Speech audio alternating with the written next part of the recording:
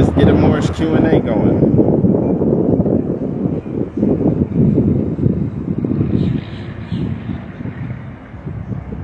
What's he gonna do? Let's see what.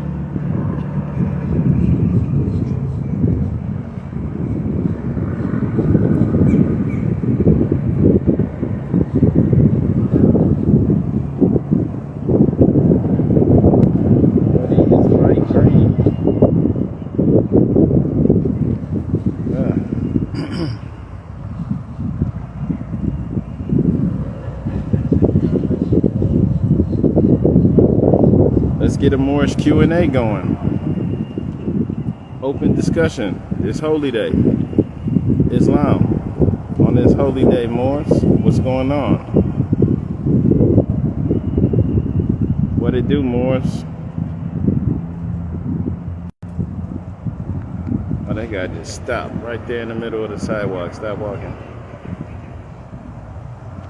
What's going on this holy day, Moors?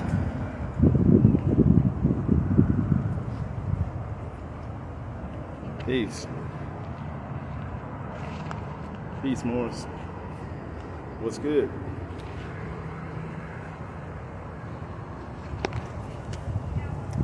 Blessed holy day. Peace. Love. Just wanted to see if we can get some dialogue going. But you know, really, if nobody has anything to say, any wisdom, anything they want to drop, or any questions, I'm gonna just keep it short and just say blessed holy day to all the Moorish American Muslims out there. We out here in Miami, brother. Actually out here handling some business. Yeah. How the Moors doing?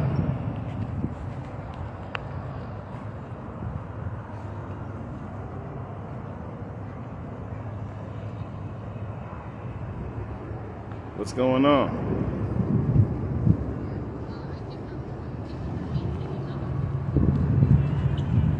Peace.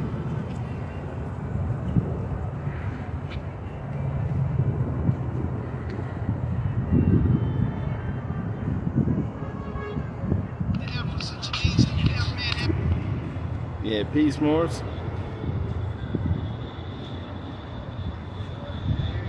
So really just saying peace to all the Moors here, and I want to see if we can get some dialogue going.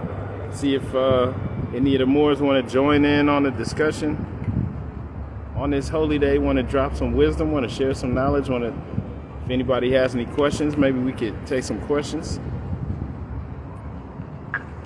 Oh, yeah. Islam, peace and gratitude for sharing that love. But you know, we really we all doing the work. Everybody doing the work. We just sharing our portion, doing what we supposed to do more, at least trying to.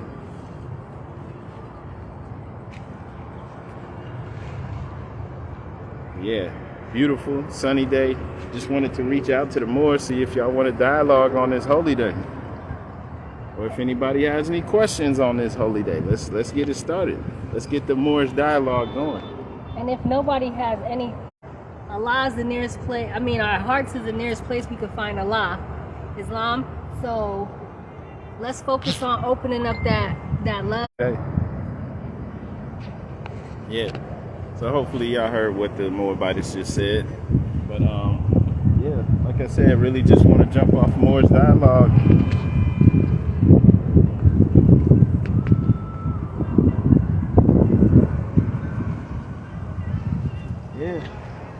Really want to reach out to see what's going on with you Moors. What's going on? You want some vital info that can help us all out. Where you at? Let us know where you at, Moor.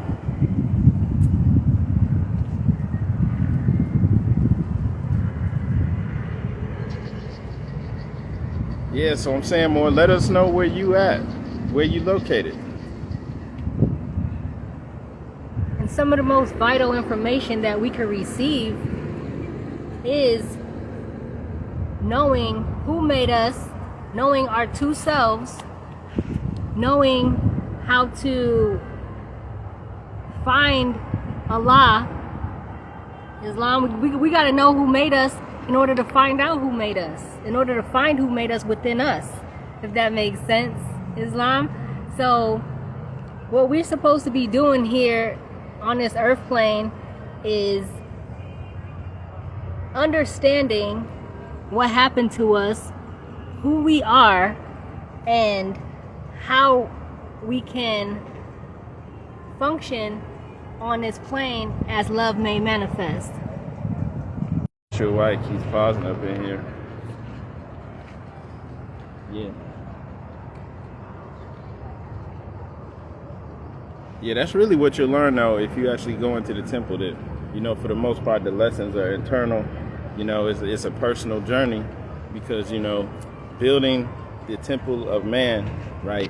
Building yourself up, bringing out Allah in you is really the main purpose, right? Because we can't really get anything accomplished, you know, whether individually or together as a group, if we're not doing the work to be the best version of ourselves possible. And there's no way around that. It's no way around it. Yeah, I see that they keeps pausing and skipping. I'm guessing it's just the connection because we outdoors. I don't know. Man, there's so many of these bright green iguanas out here, man. It's crazy. There was a couple of them over here fighting in the trees just a second ago.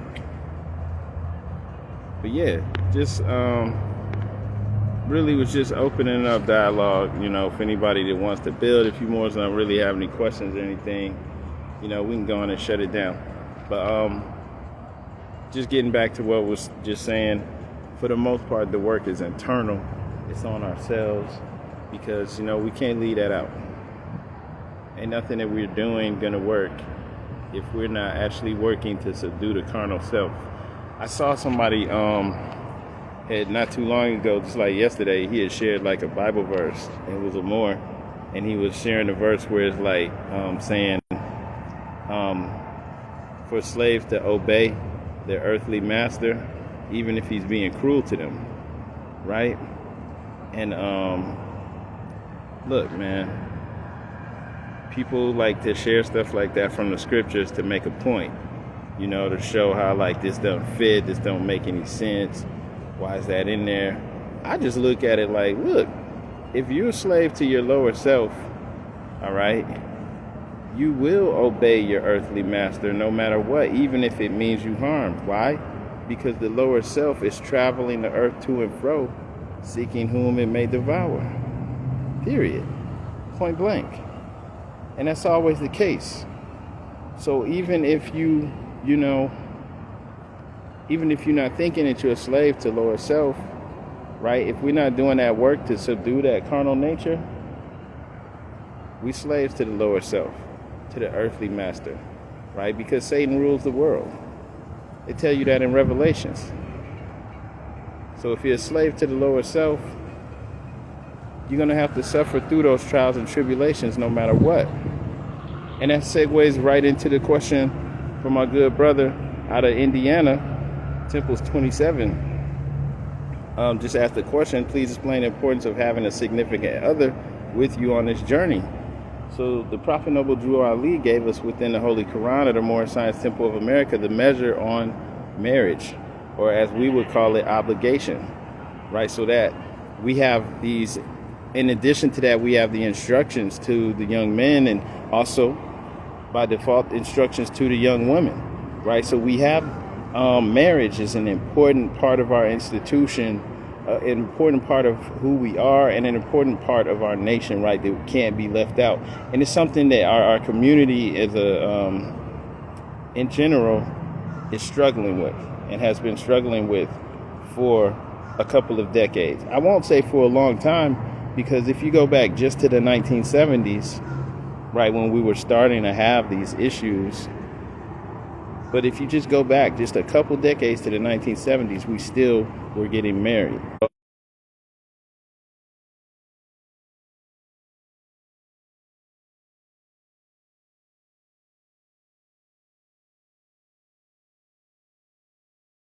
ritual occurring right here in front of me. It looks like we have two iguanas over here, and it's not by mistake that they're coming over here towards each other. Right now, he's got his little throat thing showing, and he's shaking his head. Maybe I don't even know if they're the same sex. Maybe they are. But anyway, just getting back to the importance of marriage, right? So this is that we're intact, that value. Okay, yeah, maybe video might be pausing because I'm right up under a palm tree, right? But anyway, so speaking on community has been broken. So out of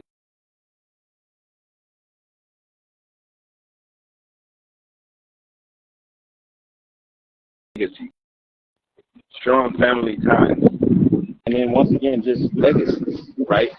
It's nearly impossible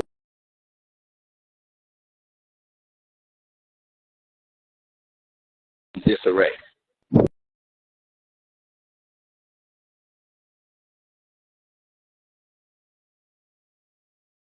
There may be some ways around it, but I'm just going to say it's really difficult. So if you don't have the people who are creating these children together, working together as a unit, agreeing on the things that are important, that matter, and also agreeing to see themselves and their household as integral, as the most important, right? It's not like I got my house over here, I'm over there, you over here, you messing with this person, I'm trying to find somebody else. It's not. It's us. We're going to do this together no matter what.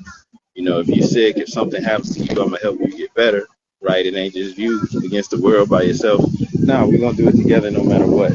And then we also both going to be looking, at the children, working on them. So, child struggling with something, they got the two creators working with them to help them realize their potential instead of just one. Or instead of one who's sidetracked because he acting like he's single, or she's acting like she's single, and she's trying to date other people. It's like, nah, we focused right together. And just to be successful in general, you have to have a focus, you have to have a plan, you have to have a strategy. And so if we're split up in different households, we all have our own agendas, right? In the scriptures, like in the Bible, it says if two shall agree on earth, right? Those two agree on earth on something. They're bringing that into fruition, right? Because as you agree, those two agree on earth, so shall it be in heaven. This is like a covenant. This must take place, right? So in order for us to build a legacy, to bring that into fruition, this covenant has to be entered into. And not only does it make things easier, because you have two adults working, together to make the household successful with the common focus, which is our household, instead of this place over there and that place over there. Nah, we know what we want. And so, just in general, whether you solo or whether you are in a holy union, knowing what your goals are, having the focus. Now you can build your strategy to reach your goals. This is how you achieve success, period. You have to know what you want. You can't just be out there, I just want to have the money, right? You have to have a focus. You have to have a goal. You have to. Because you can't be like, oh, my goals change every day, right? You have to have a goal that this is what we're going to work towards every day, no matter what happens. Don't matter if it's thunderstorming outside, don't matter if it's a hurricane, don't matter if rain or shine, this is what we're going to work for. So that's integral, that's important. You can't leave that out. And so this is, once again, comes into play with marriage. We have a common goal, and now we can build our strategies on how to get there. And that's a good question, though, about single parents, because we got to deal with the reality. A lot of people's not asking me just what I think the best method would be for single parents on this journey, like with their children. The best method, of course, is to if you ask me, would be to actually come in, get the teachings of the prophet, and put them into work in your life, and more so try to put it into work in your life than to try to tell the children, because the children are probably not going to listen to that stuff. They have to see it working for us. They have to see us actually, working on controlling our own anger, controlling our lower self, and then we try to teach them. We can show them an example, and I think that's most important. From a mother's perspective, I think it is important to learn these lessons with your children. It's new to us. No one taught us, and it's gonna be new to them. But that could create a bond of affection between you and your children, no matter how old they are. By learning something together. It's exciting to learn something new. It's wonderful because it builds up our self-esteem. It teaches us about who we are, where we come from, our communities. It helps us to understand that we're a part of something and that we are more than slaves, more than Negro, Black, and colored people. So it is empowering, it's uplifting, it helps to build self-esteem and pride of self. So these lessons, they can go very far. And when we learn to apply them, we start to see our paradigm shift, or our outer world starts to change, and we start to, you know, go from having bad luck to good luck, for lack of a better word. We start to understand that we are the creators of our world and the creators of our lives. And it starts at home. Education starts at home, and our creation starts with self, and then it spills out into the home and children, and then outside, into our everyday, jobs, or, our daily tasks. So to take these lessons and to apply them every day, and to work on, controlling our emotions, and, learning about our history, it does help us to reach higher levels of knowledge, wisdom, and understanding that, in other words, we wouldn't get. We're out here with the animals, so I want to show you guys those iguanas in the back. They're huge. You guys know we got bearded dragons at home, so they're very similar. They're huge. They're walking around freely like they should. It's beautiful. You want to take the mic back? Sure. Yeah. So yeah, I agree with what she's saying too. Teach the children as you learn. But it's just important that you're actually starting to demonstrate what you're learning, so they can see, see from how you're living your life.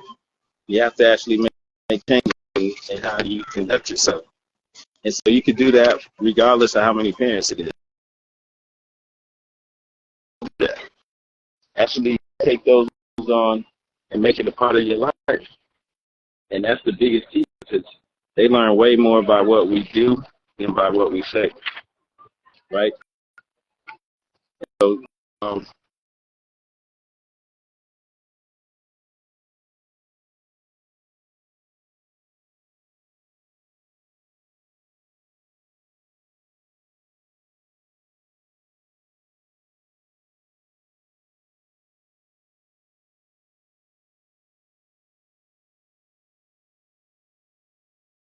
like I don't, you know, say we started having children at a young age. I wouldn't want my children to do that, right?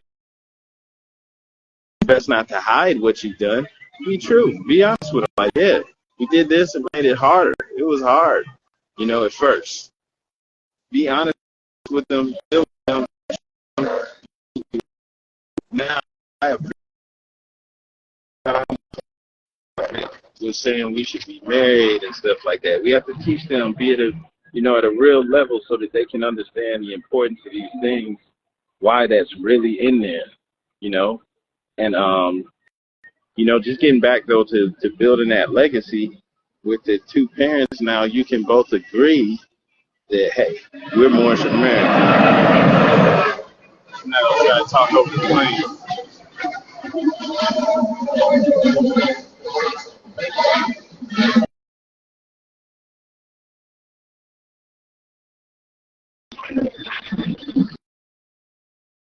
Yeah, you can get both parents to agree that like yeah.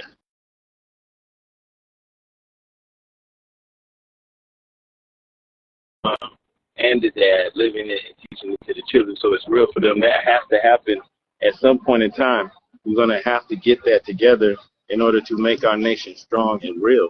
Because if that's not occurring in the households, it's not gonna be real. You know, it's not, because this isn't some internet thing. You have people out here that they're more like online. On Instagram or Facebook or something, but in real life they're such and such Johnson or whatever, right? And it's not really real. So it has to become real. It has to be like real for you and your household and how the children are growing up.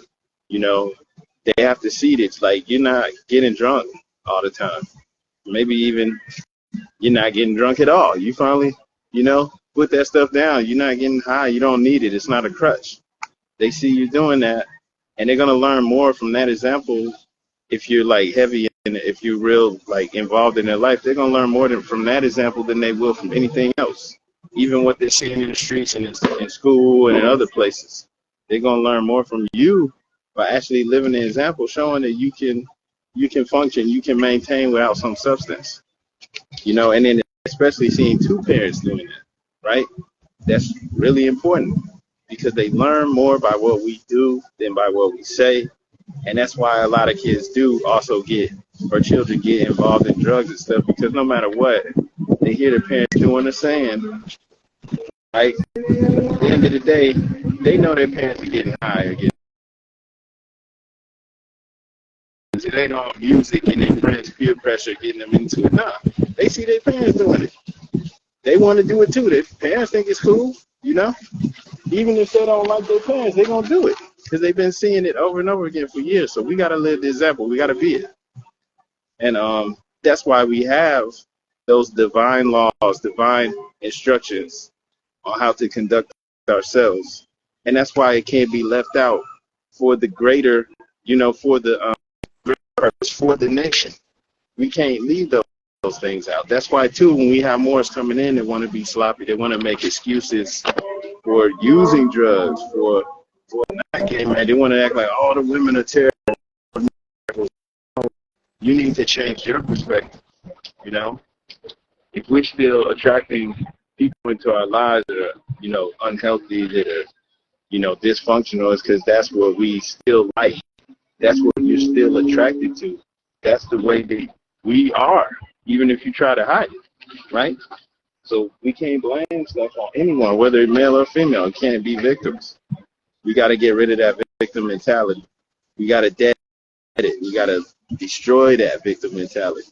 And Islam, brother Jones Bay, did you have anything to say? I see you're in here, brother. Finally got you up in here with me. Did you want to add or say anything?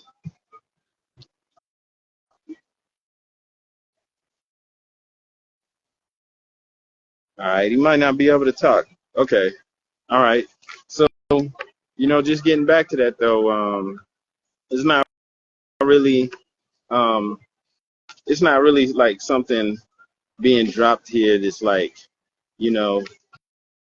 should be that profound. It's like, it's hard to understand now. Like all this stuff is easy to understand, right?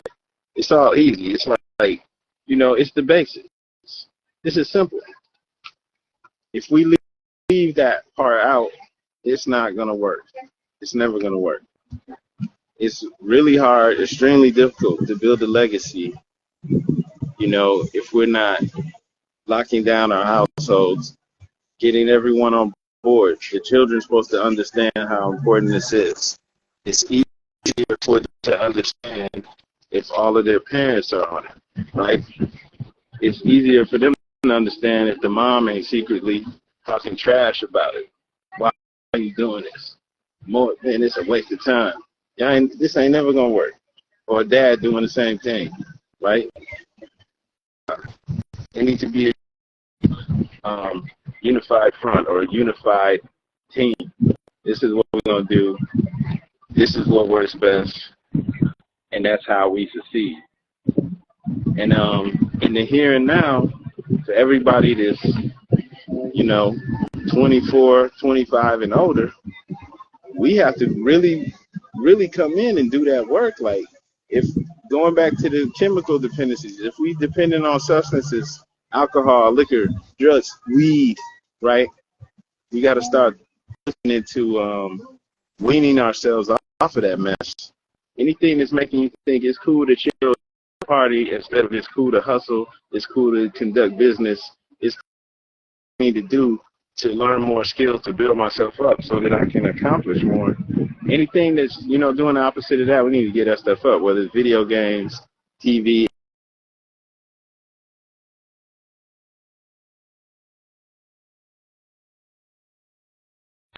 Turn on, right, might see TV, might stop and look at it, right, get entertained with it. At home, we don't even watch that mess. Rarely ever watching.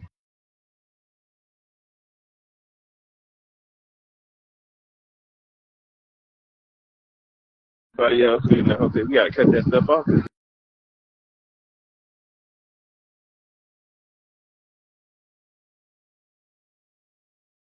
And we need to get that stuff up. We need to hustle. We need to have that hustle mentality as a collective if we really going to succeed. Even if it's just going to be a small couple thousand of us or whatever that's really going to do this nation for real. We need to have that hustle mentality. We need to give up anything that is making us complacent. Okay? That's how it's going to work. Somebody asked earlier how to do this for real, make it work. I'm not trying to tell you that there's some magical stuff that we could do, some paperwork and stuff we could file that's going to suddenly flip things in our favor. I'm saying we need to hustle as a collective, individually. We need to create products and services that we can, that will be of service to the people right here in North America, where we're at, whatever city, state you're in, be of service to the people. And then we also need to have those same products and services available for international, to be able to ship them, export them to other parts of the world, right?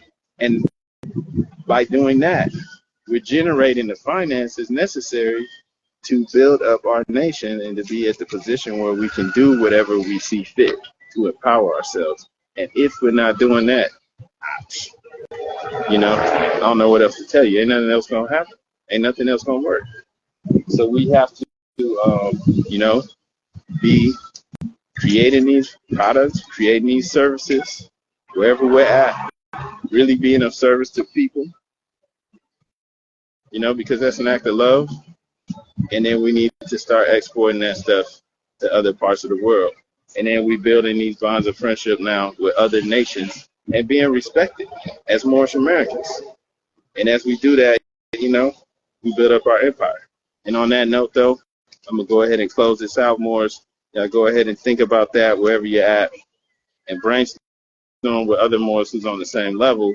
But also remember, when you come together, we're not coming together to just like talk about the past, the history. No, we're coming together to brainstorm on ideas, real practical things that you can do to be of service to your fellow man and, whether it's products, whether it's services, it's going to be generating finances for real. That's really what it's about, if you ask me. And on that note, peace and love.